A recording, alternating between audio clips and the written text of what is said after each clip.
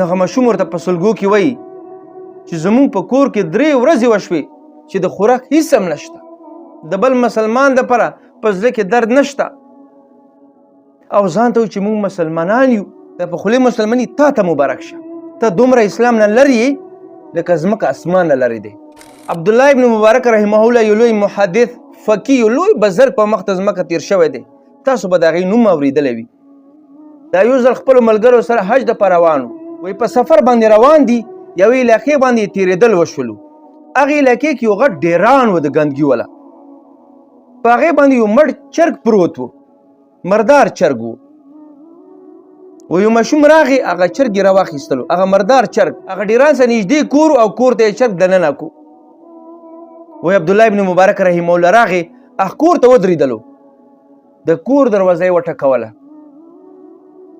وی هغه ماشوم بار ته ووتو. نو عبدالله ابن مبارک رحمه الله ورنه پوښتنه کړي، زه بچیه ما خو ته ولیدلې، تا خو ډیران نه مړ چرګ راواخیستو، هغه مردار و، د دې خوراک خو مسلمان دپاره جایز نه دی، تاسو څنګه مرداره خورئ؟ نو هغه ماشوم ورته په سلګو کې وایي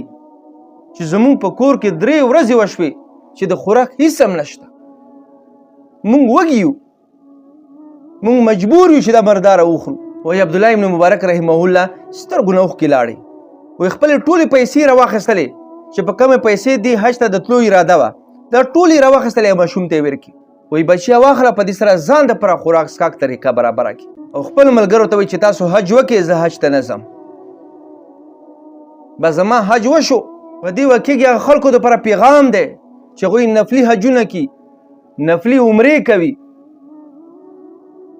او د هغې په کلي ګاونډ کې داسې خلک شته چې هغه غریبان دي، د هغوی په کور کې اور نه بلیږي، 3 ورځې نارې تېروي، یا د دې کلي په ګاونډ کې داسې بیماران دي چې هغوی د علاج وس نه لري، په کټونو باندې ورسته شول، غوښې چونجي وخوړې، د هسپتال وس نه لري، او دغه خلک نفلي عمرو حجونو ته روان دي. د دغه خلکو درد ورسره نشته، خو الله دې موږ معاف کړي، نن سبا یې خلاص نشته، د بل مسلمان دپاره په زړه کې درد نشته، او ځان ته چې موږ مسلمانان یو، ته په خولې مسلماني تا ته مبارک شه، ته دومره اسلام نه لرې یې لکه ځمکه اسمان نه لرې دی.